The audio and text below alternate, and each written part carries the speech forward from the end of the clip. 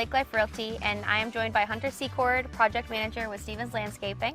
And we are on site at a Lake Winnipesaukee Waterfront property. New construction happening right here behind us. And this is phase one for this project. So we'll take you along the series and highlighting as this project progresses. Now, Hunter, when did this all start? How did you know you were going to be doing this property? What did they have to do to get things rolling with you?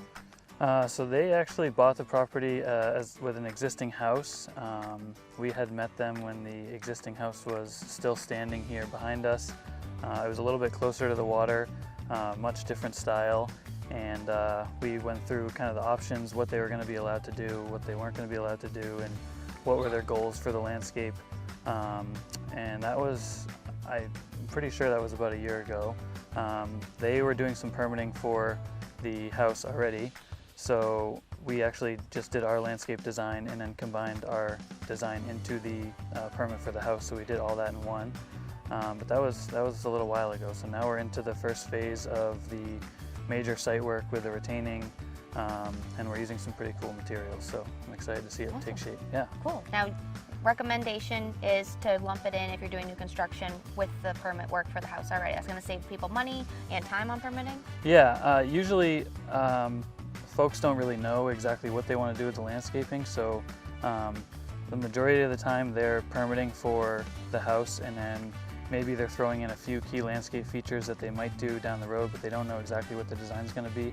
At the end of the day, it's not a big deal, but in the best case, if you can permit for the house and the landscape all in one shot's the best way to go. It does save money, but you can always change the permit and go from there with your new design. And you mentioned some really cool materials on the property. Now, behind us you can see different retaining walls and things like that. What other materials are we looking at? Yeah, so we were lucky enough to source some of these very large reclaimed granite blocks. So the house is obviously pretty large, so we wanted something that was going to scale well with the house. These big bridge blocks came from the old Charlestown Bridge in Boston. I think that was built somewhere in the 1900s, and they took them out, and we were able to kind of pick exactly what we need and give our supplier the specs for exact sizes and dimensions and whatnot. So these are really cool, and looking at it from the water and even standing on site, they scale really well. And we have a mixture, the panelized walls by Natural Stone Wall Solutions with reclaimed granite, and then the bridge blocks from the Charlestown Bridge. So it's a really cool piece of history. Happy to see it kind of land here on Lake Winnipesaukee, and it'll be nice to soften up around it with some plant material to tone it down a little bit. And what's it like working with these bridge block materials? Is it different than materials that you've used in the past, or what have your... Yeah, they're big, so it's rather straightforward. They have a little bit different depths, but they are the same height-wise because they were all stacked on top of each other to hold up this bridge many years ago. So I don't want to say it's easy, but you can kind of set one elevation for your footing and kind of go. And we have 2 tiers of them, so it does break things up a little bit. It's pretty cool. A lot of them on the face of them have barnacles from the ocean, and if you scratch them up a little bit with the machine, you can smell the salt because they've been sitting there for so long. So it's different. It's not the lake, but I think it brings a cool atmosphere to the property. Definitely. Very cool. Now tell us about the different areas of use and functionality with the landscape. Yeah, so we, obviously it's very steep up against the lakefront, so the 20-foot setback from the water, they're kind of limited as to what they can do in there. It's very steep anyways, so we're not really doing much down there other than some wooden steps to access their new dock. Above that, behind us here, we're going to have just some lawn areas, and then above the second tier of bridge blocks is 2 patios. So we're going to have a fire pit patio with sawn boulder, New England Fieldstone sawn boulder patios that'll be a regular cut to fit together, and then we'll have a second patio in the middle that's more of just a gathering and sitting there. And then up above is where the major lawn area is going to be. They really wanted to incorporate a good chunk of lawn here just to give themselves some places to play with their kids.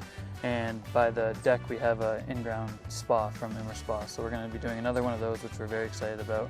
And that's one of those big hot tubs that are inset, almost like an in-ground pool. Yeah, so it's 10 feet by 16 feet, and we're going to inset that and then build our patio up around it. So they're going to have a big entertainment patio under the deck, and they'll have half the hot tub is going to sit under the deck and half will sit outside of the deck, so if it's raining they can sit in there. But it'll be cool to have that up there, and then down below the bridge blocks there'll be a lot of native plantings to give the new landscape a nice buffer from the water, and then stormwater management, swales, and stuff like that. So. And with the site, brand new construction, do you have different challenges versus other properties, or with the slope how it is? Do you see or foresee any challenges throughout the project? This one's not bad. So not too much on this one, but there was a lot of preliminary planning with existing surveys to see what grades were here now, and trying to put a landscape plan together that was not going to involve a huge intervention of changing some of the existing grades, just because there was nothing really wrong with it to begin with. So we're trying to mend in kind of what's here now, and mend in our new design plan to fit kind of what's here, but it's not too bad. Now, we're coming up on Columbus Day weekend. Before the snow flies, what do you have to get done so you can continue this through the winter? So our goal is to finish the retaining, which we have a little bit more on the side of the house.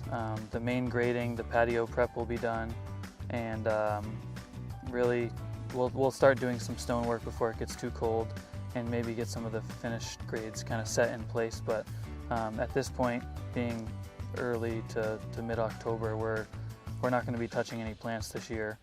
We'll get the driveway work in. There's some entrance piers with a big gate, and some cobblestone work on the driveway as well. But other than that, it's mostly hardscaping for the rest of the year. Yeah. Perfect. Well, stay tuned. We'll come to you next with phase 2 as we move forward and give you an update with Hunter. Thank you. Thanks.